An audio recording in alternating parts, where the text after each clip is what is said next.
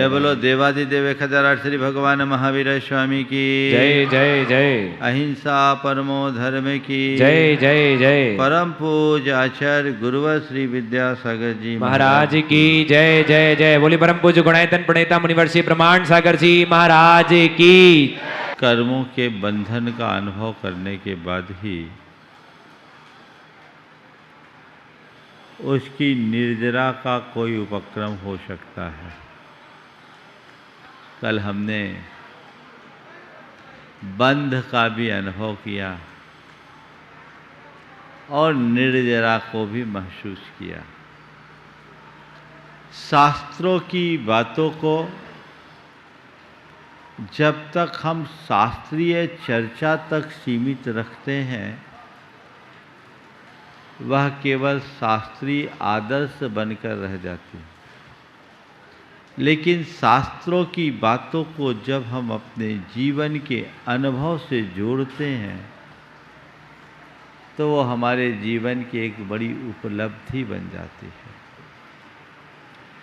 हमारा लक्ष्य निर्जरा का होना चाहिए और ये बात सुनिश्चित है, निर्जरा के बिना जीवन का उद्धार नहीं। तो अब हम कैसे निर्जरा करें? सापुन दुविहा नेया सकाल पक्का तवेन कैमाना चौक गई नमपणमा बैजुत्तानम हवे विदिया। वह निर्जरा दो प्रकार की है। सकाल पत्ता अपने समय पर पक्कर होने वाली और तवेन कैमाना तपस्या के द्वारा की गई निर्जरा। चाउ गई न पड़मा पहली निर्जरा तो सबको होती है। वै जुत्तानम हवे विदिया, जो व्रतों से संयुक्त होते हैं उन्हें दूसरी निर्जरा होती है।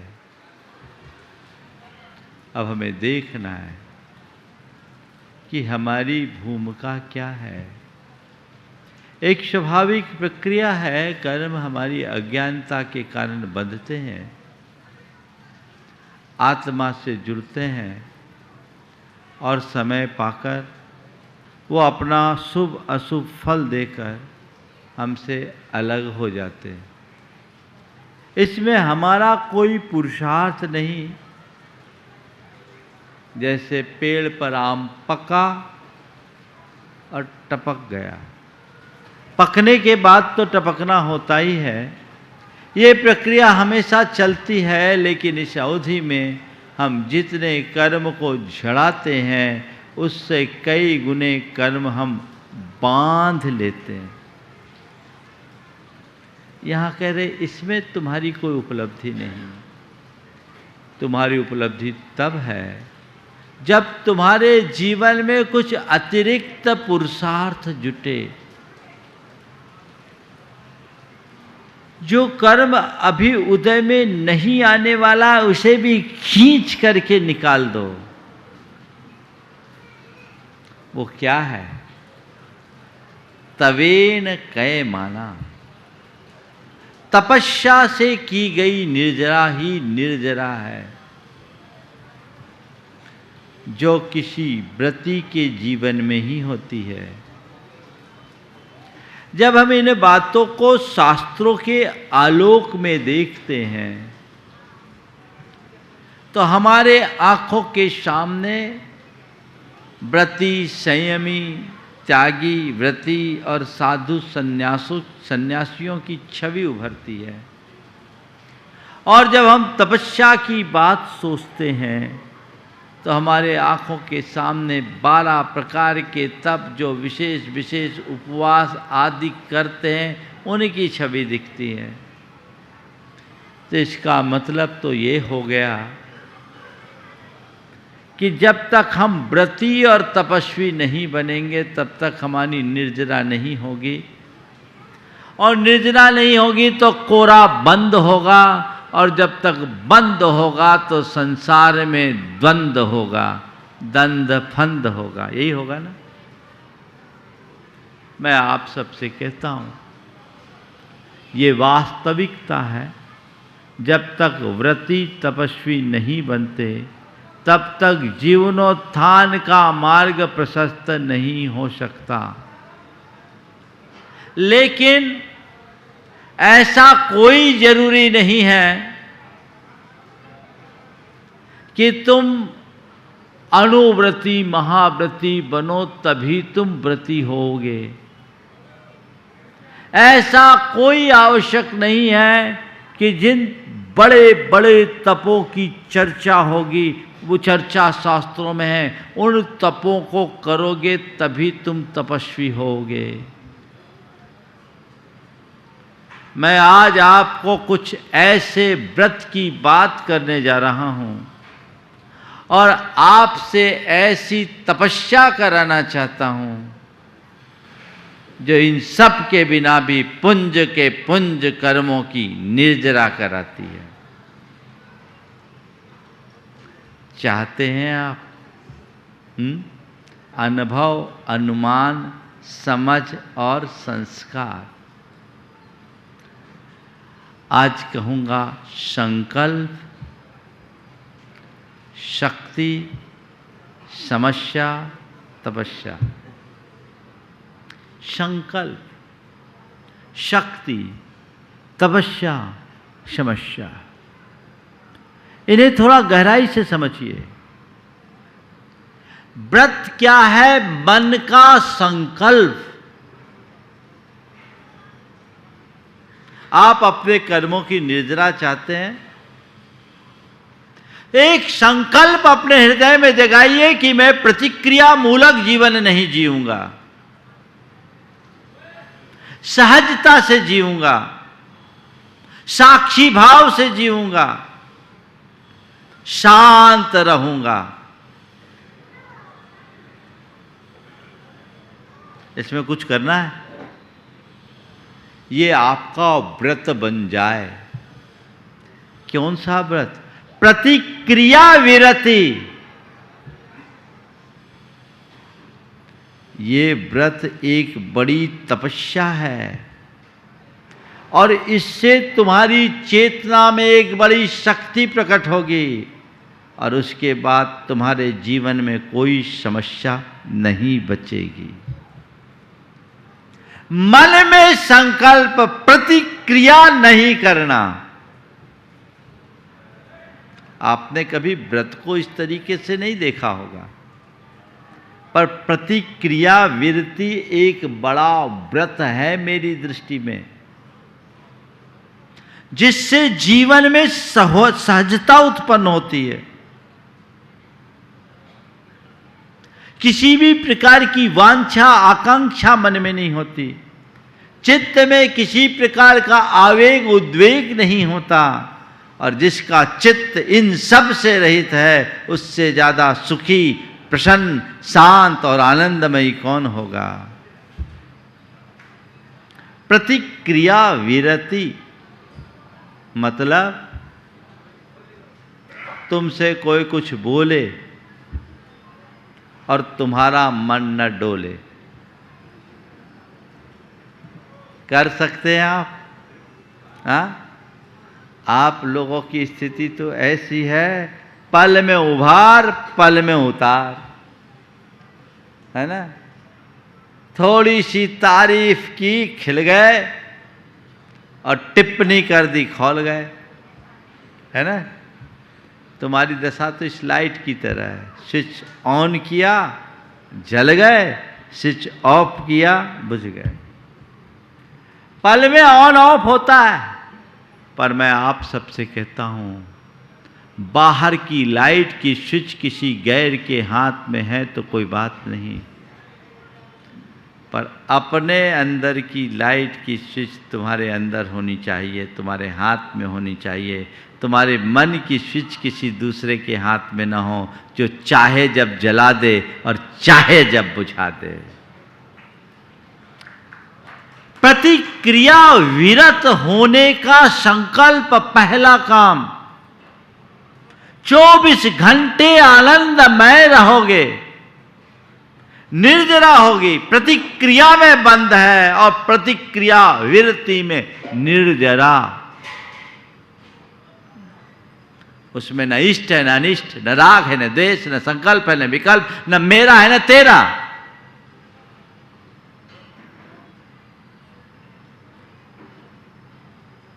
उस जीव के सतत निर्जरा होती है।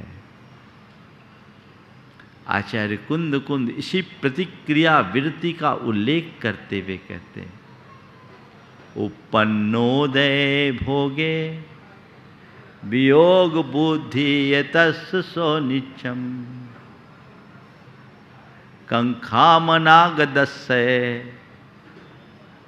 जम कुणदी सब निजरम मेदी। इस आशय की बात कि कुछ भी उत्पन्न हो रहा है, उसको वियोग बुद्धि से मात्र देख रहा है, जान रहा है, प्रभावित नहीं हो रहे हैं। उस व्यक्ति के लिए सतत निर्जरा होती है।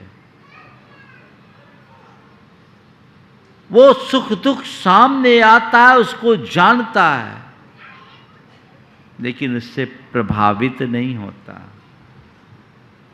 अपने अंतर मन को टटोल करके देखो, 24 घंटा चित्त प्रतिक्रियाओं से भरा रहता है। होता है, उसने ऐसा कह दिया, उसने वैसा कर दिया, अब ऐसा होगा, अब वैसा होगा, मुझे ये करना है, मुझे वो करना है। प्रतिक्रियाओं से प्रभावित होना और प्रतिक्रियाएं करना, ये दोनों हमारी बड़ी दुर्बलता है। और ये दुर्बलताएं हमारे अंदर, हमें अंदर से तोड़ डालती है। तटस्थ रहने के आदी बनिए, अभ्यासी बनिए।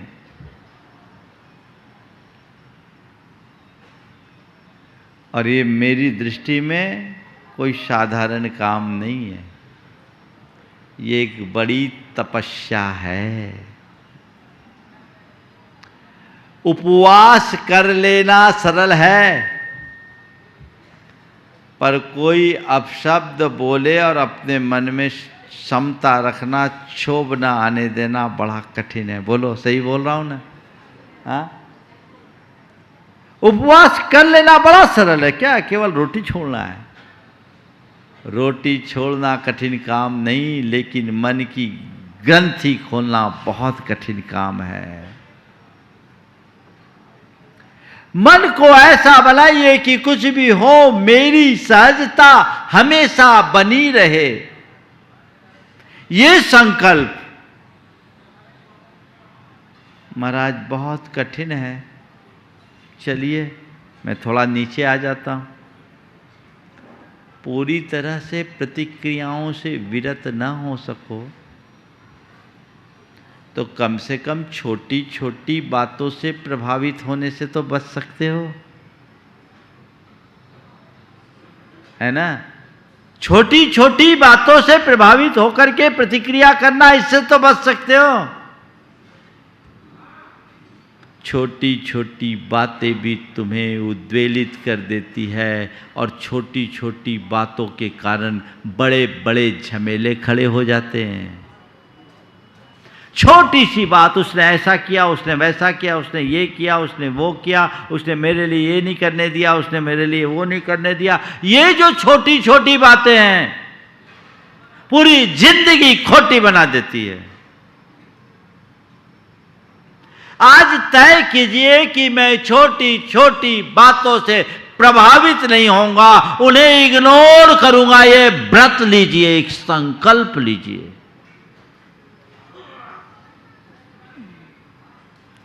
बहुत ये भी कठिन लगता है क्या? हाँ, छोटी बात, किसी ने कुछ कह दिया, अरे हम तो जाना चाह रहे थे, शिखर जी जाना था, हमारी इच्छा तो थी, पर उन्होंने हमसे कहा नहीं, उससे कहा। अरे भैया, शिखर जी जाना था, हमसे नहीं कहा तो तुम कह देते कि भैया हम भी चलेंगे। होता है। ये कौन करता है गड़बड़? ये कौन करता है? जिसको हमने अपने हृदय में बिठा रखा है। वो कौन है? वो कौन है? ईगो। वो है हमारे भीतर का अहम, जो हमें उद्वेलित करता है। एक अच्छे पुण्य लाभ का अवसर था, सब लोग आ रहे थे, मन भी था, और सामने वाले ने कहा नहीं महाराज, कहा तो था पर जाते समय फोन नहीं किया। जैसे आप बाराती हो, है ना? ये क्या है? मन की दुर्बलता है। मुझे तो एक दिन बड़ी हंसी आई कि एक परिवार आया वंदना के लिए, उनमें उनके समधी भी साथ में थे, अलग अलग कमरे में रुके हुए थे। परिवार तो वंदना के लिए निकल गया, समधी नहीं गया। बोले क्यों नहीं गए? बोले वो हमें जाते समय कहा नहीं कि चलो। अब ऐसे को कौन क्या कहेगा बताओ? कितना अज्ञान है, यहां तक आ गया और कमरे में पड़ा है, बोले हमसे नहीं कहा। हे भगवान, ऐसे लोग क्या करेंगे? मैं आप सबसे कह रहा हूं, छोटी छोटी बातों से प्रभावित न होने का संकल्प लीजिए। मुझे छोटी मोटी बातों को नजरअंदाज कर देना है, घर परिवार की बात हो या जीवन व्यवहार की बात हो। Let us go, ignore it, बस। नजरअंदाज करने की क्षमता। और आप अपने अनुभव को देखिए, जब छोटी बातों को पकड़ लेते हैं तो मन क्या होता है, और उन्हें नजरअंदाज कर देते हैं तो मनोदशा क्या होती है। महाराज, पकड़ लेते हैं तो जकड़ जाते हैं, और नजरअंदाज करते हैं तो आजाद रहते हैं। तय करो क्या चाहिए, जकड़न या आजादी? हाँ, आजादी। और करते कौन से रास्ते पे चलते हो? एक संकल्प। ये हमारे जीवन की एक बड़ी उपलब्धि होगी। अपने अंतर की समता को बढ़ाने का ये श्रेष्ठ माध्यम है, साधन है। हम लोग बातें बड़ी बड़ी करते हैं, पर काम बड़े छोटे होते हैं। तो व्रत संकल्प किसका? छोटी छोटी बातों से प्रभावित नहीं होंगे। चलिए और नीचे आ जाओ। इतना भी नहीं कर सकते महाराज, प्रभावित तो हो ही जाते हैं। चलिए और नीचे आ जाते हैं। कम से कम इतना कर लीजिए कि छोटी छोटी बातों से प्रभावित हो भी जाएं तो नकारात्मक प्रतिक्रिया नहीं करेंगे। क्या ये कर सकते हैं?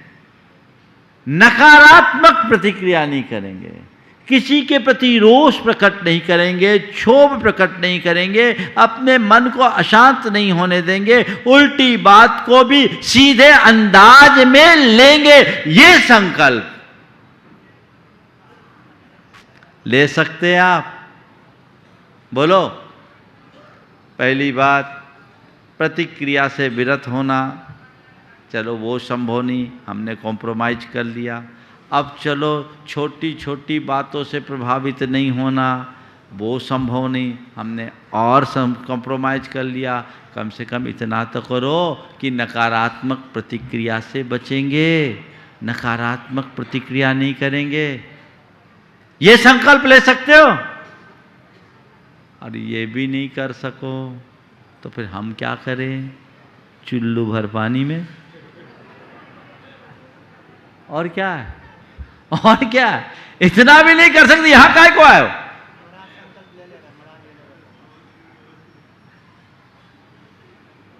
नजरअंदाज करने की बात हमारे अंदर विकसित होनी चाहिए और नकारात्मक प्रतिक्रियाओं से अपने आप को बचाने का पुरुषार्थ करना चाहिए। और जब आपके अंदर प्रतिक्रिया वृत्ति का संकल्प जगता है और प्रतिक्रिया वृत्ति की वृत्ति पनपती है तो आपकी आत्मा में अपने आप शक्ति प्रकट होती है। आज आप अपना अंतर विश्लेषण करके देखिए, आपकी सारी एनर्जी कहाँ वेस्ट होती है? प्रतिक्रियाओं में। होता है कि नहीं? हाँ, प्रतिक्रियाओं में। औरों की प्रतिक्रियाओं से आप प्रभावित होते हैं और उसके बाद जो आप प्रतिक्रियाएं करते हैं ये आपकी शक्ति को छीन करती है, मन से और चेतन तीनों स्तर पर कमजोर बनाती है। जो व्यक्ति दूसरों को इस तरह देखता रहेगा वो हमेशा कमजोर बना रहेगा। भैया ठीक है, हमें कोई लेना न देना, अपने काम में रहना, कोई फर्क नहीं पड़ता। व्यक्ति ताकतवर बन जाता है। वस्तुतः क्षमता ही हमारी सबसे बड़ी शक्ति है, सहजता ही हमारी सबसे बड़ी शक्ति है। सहजता में हमारी चेतना घनीभूत हो जाती है और जब हम असहज होते हैं हमारा चित्त विखंडित हो जाता है। विखंडित चित्त हमेशा कमजोर होता है और चित्त जब घनीभूत होता है उसमें बल आता है, अपने अंदर शक्ति आएगी। कुछ भी आपको ऐसा नहीं लगेगा जैसे कुछ है। देखिए आपको बताता हूं, प्रतिक्रिया हमें कैसे कमजोर बनाती है और प्रतिक्रिया से विरत व्यक्ति कैसे शक्तिवान हो जाता है। आपसे किसी ने कुछ कहा, वो आपके अनुकूल नहीं था और आप उससे प्रभावित हो गए। जैसे सपोज किसी ने आपसे गधा कहा। क्या कहा? क्या कहा? थोड़ा जोर से बोलो। हाँ, मैं नहीं कह रहा हूं, अभी कोई कह भी नहीं रहा है, पर किसी ने मान लीजिए गधा कहा और आप उससे प्रभावित हो गए और आपके अंदर प्रतिक्रिया होनी शुरू हो गई कि उसने मुझे गधा कहा। अच्छा, क्या समझ रखा है? मुझे गधा समझता है, मैं उसको सबक सिखाऊंगा। मुझे गधा बोलता है, औकात दिखा दूंगा। गधा कहने का मतलब क्या होता, मुझे गधा कहेगा, सब सिखा दूंगा। अब देखो हुआ क्या, सामने वाला तो एक दफ़े गधा कह करके चल दिया, पर आपने उसकी एक छोटी सी बात को पकड़ करके स्वयं को 5 दफ़े गधा बना दिया। बोलो, बनाया कि नहीं बनाया? तो आदमी का गधा बन जाना उसकी कमजोरी है या ताकत? बोलो, बोलो थोड़ा जोर से। तो आप प्रतिक्रिया से आदमी की जगह गधा बने ना। आप ये गधा क्यों बने? आज मान लीजिए किसी का नाम रामलाल है और हम श्यामलाल को बोलें, श्यामलाल को आवाज़ दें, तो रामलाल का ध्यान मेरी तरफ आएगा क्या? क्यों? जब मैं हूँ ही नहीं, मैं उधर देखूँ क्यों? लेकिन मैं जब रामलाल की जगह श्यामलाल का नाम लूँ और रामलाल अपने आप को श्यामलाल मानने लगे तो क्या करेंगे? बोलो। तुमसे किसी ने गधा कहा और तुम्हारे भीतर ये जो प्रतिक्रियाएं आई, आखिर क्यों आई? क्योंकि तुम्हारे अंतश्चेतना में कोई ना कोई गधा बैठा है और तुम ये मान रखे हो कि मुझे ये गधा मान रहा, मैं गधा हूं। थोड़े गहराई में जाने की बात है, इसे ऐसे समझ में नहीं आएगा। तुम उससे प्रभावित क्यों हुए? वो तुमने कहीं अपने अवचेतन में इस गधे को बना रखा है, यानी इन्फीरिटी तुम्हारे भीतर है और वह अवचेतन मन तुम्हें कमजोर बना रहा है, बना रहा है।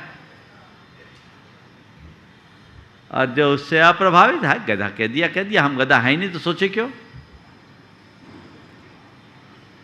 कह दिया सो कह दिया, हम उधर ध्यान दे क्यों? और फिर दूसरी बात, जब मनुष्य प्रतिक्रियाओं में जीने लगता है तो फिर क्या करता है? सामने वाले की लाइन को छोटी करने में अपनी ताकत लगाने लगता है, अपनी लाइन को लंबी करने की चेष्टा भूल जाता है। वहीं उसकी ग्रोथ रुक जाती है, वो वहीं के वहीं थम जाता है, वो वहीं जकड़ जाता है, क्योंकि उसका जीवन प्रतिक्रिया मूलक है। और अगर आप और बातों को इग्नोर करके अपने लक्ष्य और संकल्प की तरफ बढ़ते हैं, सतत उन्नतिशील होते हैं, सतत प्रगतिशील होते हैं, आपकी ग्रोथ दिनों दिन बढ़ती है। तो क्या हुआ? प्रतिक्रिया हमें कमजोर बनाती है और प्रतिक्रिया वृत्ति से हम सबल बनते हैं, हमें शक्ति मिलती है। समझ में आई कि नहीं आई बात? कमजोर मत बनो। एक्चुअल में कमजोर व्यक्ति ही प्रतिक्रिया करता है और प्रतिक्रिया से और कमजोरी आती है। अरे भैया वो क्या कहेगा, वो कैसा कहेगा, वो क्या कहेगा, उससे क्या होगा, मुझे जो करना है वो देखो। कमजोर लोग ये देखते हैं कि लोग क्या कहेंगे, और मजबूत आदमी ये देखता है कि मुझे क्या करना है। लक्ष्य को देखो, लक्ष्य की पूर्ति के लिए प्रयत्नशील रहो, तो संकल्प से फिर शक्ति विकसित होती है। आपने प्रतिक्रिया वृत्ति का संकल्प लिया, आपके अंदर सामर्थ्य विकसित होने लगी, आप शक्तिमान हो गए, क्योंकि हर संकल्प में शक्ति है। मनुष्य जैसा संकल्प लेगा उसके जीवन में वैसी शक्ति आएगी। ठीक है। अब महाराज, ये तो बड़ी समस्या, हर मनुष्य के सामने कई तरह की समस्याएं आती, और समस्याओं के आगे वो अपने आप को बड़ा कमज़ोर महसूस करने लगता है। कोई ऐसी समस्या आ जाए, क्या करे? और समस्याओं से तो हर व्यक्ति घिरा है। मेरे पास तो जो चाहे वो आता है, तो समस्याएं लेके आता है। अरे भैया, हमारे पास कोई ऐसा मार्ग नहीं है कि हम तुम्हारी समस्याओं का समाधान कर सकें। शंका का समाधान तो फिर भी कर देते हैं, समस्या का समाधान कैसे करें? लेकिन चिंता मत करो।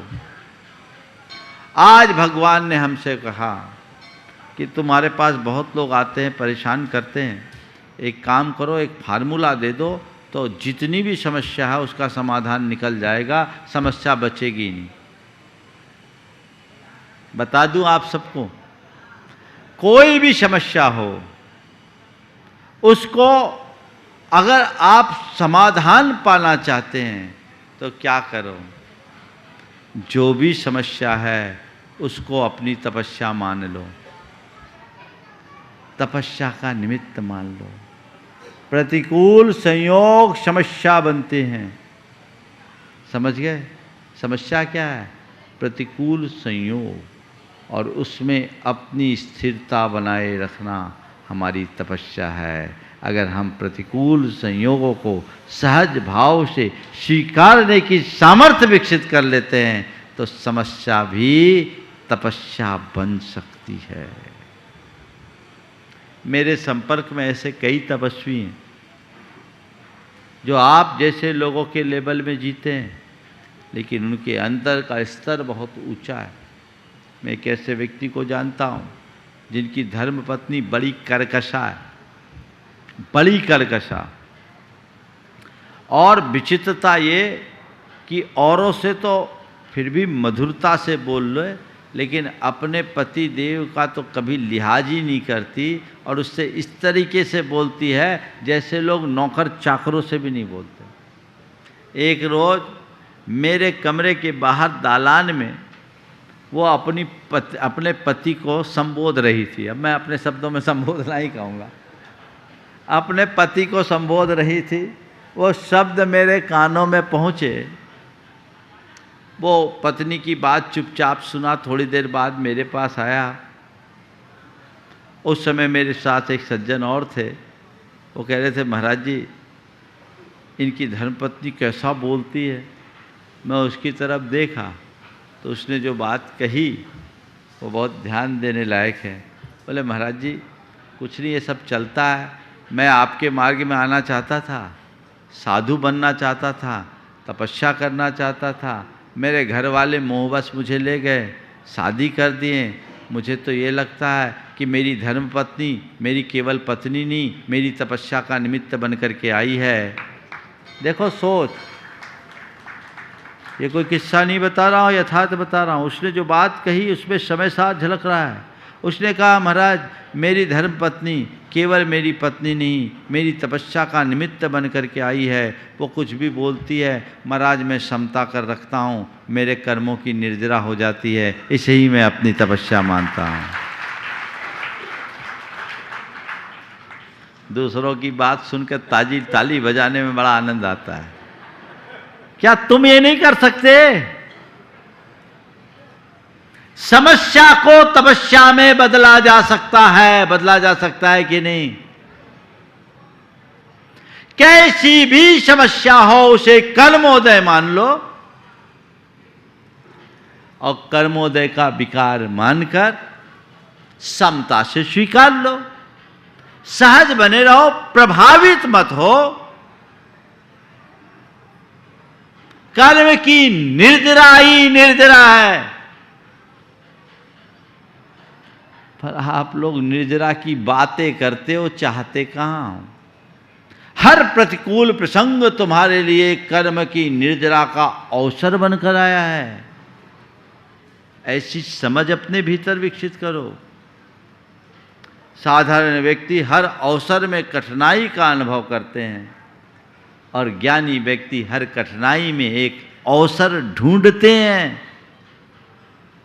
अगर तुम्हारे भीतर समझ है, ज्ञान है, तो तुम हर प्रतिकूल प्रसंग में एक अवसर देखोगे कि ये मेरे लिए अवसर है, मुझे इस अवसर का लाभ उठाना है और अपने जीवन को बेहतर बनाना है। ऐसा पुरुषार्थ क्यों न किया जाए? कर सकते हैं कि नहीं कर सकते? ना हम तुम्हारा खाना छुड़ा रहे हैं, ना पीना छुड़ा रहे हैं। हम तो तुम्हें केवल जीना सिखा रहे हैं, पर तुम हो कि वो भी नहीं चाहते, तो हम क्या करें?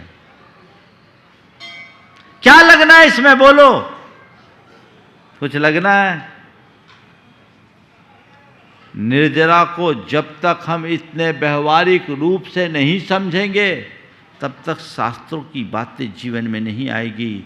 आज हमने देखा है, हम लोग जो बातें हमें सुनाई जाती है वो हम कर नहीं पाते, और जो हम कर सकते हैं वो हमें बताई नहीं जाती।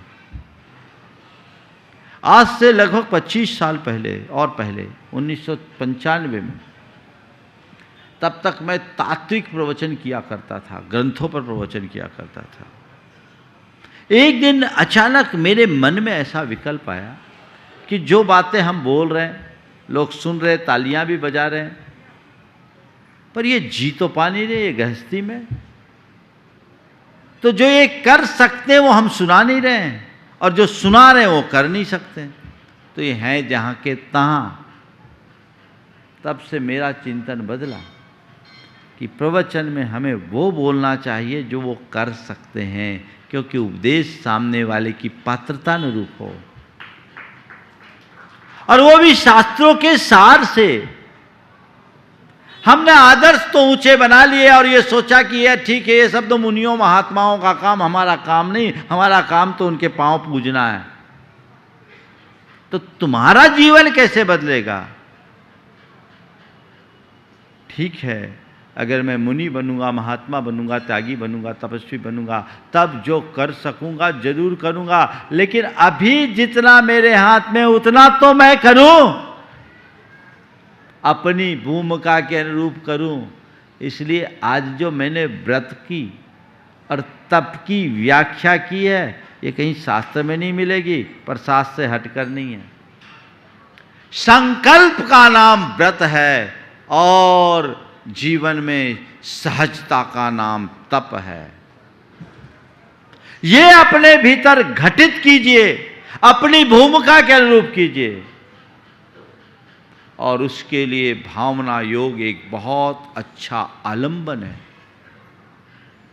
आप चाहते हैं कि मेरी निर्जरा हो, आप चाहते हैं कि मेरा स्वभाव अच्छा बने, आप चाहते हैं कि मेरा बर्ताव अच्छा बने, आप चाहते हैं कि मेरा व्यवहार मधुर बने, आप चाहते हैं कि मैं हर पल शांत रह सकूं, आनंद से जी सकूं, मैं जीवन का रस ले सकूं। चाहते हो? चाहते हो कि नहीं चाहते हो? चाहते तो सब हैं, बस चाहते हैं, करते नहीं। क्या करना है? कुछ नहीं, रोज एक मंत्र जपना है, मुझे सहज रहना है, मुझे सहज रहना है, मुझे सहज रहना है, मुझे सहज रहना है। एकदम हमें हर पल सहज रहना है, मुझे शांत रहना है, मुझे शांत रहना है, मुझे सहज रहना है, मुझे शांत रहना है। इन दोनों बातों को आप बार बार दोहराओगे, प्रतिक्रियाएं कम होने लगेगी। और प्रतिक्रियाओं से विरत होने का एक तीसरा उपाय और बताता हूं। नित्य आप शाम को बैठें सोने से पहले और सुबह से शाम तक के विचारों को रिकॉल करें और देखें कि आज मैंने कहां कहां कैसी कैसी नकारात्मक प्रतिक्रियाएं की है। सबसे पहले चरण में उसी समय अपने मन की निंदा करें, मन ही मन अपने उस कृत्य की निंदा करें और मन ही मन संकल्प लें कि अगले पल जब भी ऐसी स्थिति बनेगी उस समय मैं ऐसी प्रतिक्रियाएं नहीं करूंगा। मैंने जो आज ये प्रतिक्रिया की है मुझे नहीं करना चाहिए था। मान लीजिए आप आए और आते ही अपनी धर्म पत्नी को आपने डांट दिया, झड़प लगा दी। आप आए और डांट दिया, उसकी बातों को सुने बिना, समझे बिना, बस केवल कारण ये था कि आपके भोजन में थोड़ा विलंब हो गया। ये एक प्रतिक्रिया है कि नहीं, जो अक्सर होता है। शाम को सोचो मैंने डांटा तो मेरा ये डांटना ठीक था या नहीं, कहीं उसकी भी तो कोई प्रॉब्लम होगी। इस विलंब के पीछे वजह क्या थी ये देखो।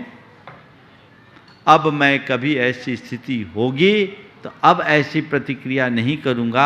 मैं उस समय डांटने की जगह शांति से बैठ भी सकता था, उसकी स्थिति को समझ भी सकता था। आगे से कभी कोई बात होगी तो मैं समग्रता से चिंतन करूंगा, एक तरफा निर्णय नहीं लूंगा। इतनी तो बात है। अपनी निंदा ग्रह करे और इस तरह की बातों से बचे। और चौथी बात, जब भी ऐसी प्रतिक्रिया हमारे मन से हो जाए तुरंत अपने आप को रोके और 9 बार नमोकार मंत्र जपे। और फिर धीरे धीरे आपके पास ऐसी स्थिति आएगी कि कोई भी प्रतिक्रियाएं आएगी आप हंसकर टालने लगोगे। पति आया, भोजन मांगा, पत्नी ने कहा आप आधा घंटा रुको अभी भोजन तैयार हो जाएगा, 10 मिनट रुको अभी भोजन तैयार हो जाएगा। 10 मिनट की धैर्य नहीं थी, बोला तुम्हारा तो कुछ नहीं, मैं तो चला बाहर खाने। बोला ठीक है 5 मिनट चलो, रुको मैं भी आती हूँ। पहले बोले 10 मिनट रुको भोजन तैयार हो रहा है, उसको बस की नहीं, वो बाहर जाने के लिए कह रहा। उसने कहा ठीक है 5 मिनट रुको मैं भी तैयार होके आती हूँ। बस इतनी सी बात हो जाए तो कॉम्प्रोमाइज ही कॉम्प्रोमाइज है। जीवन में कहीं खिन्नता नहीं, कहीं खेद नहीं। हम अपने जीवन में निर्जरा के ऐसे ही अवसरों को तलाशें और अपने जीवन में सहजता लाएं, समरसता लाएं, शांति लाएं और सुख की अनुभूति करें। इस भाव के साथ मैं यहीं पर विराम दे रहा हूँ। जय बोलो परम पूज्य आचार्य गुरु श्री विद्यासागर जी महाराज।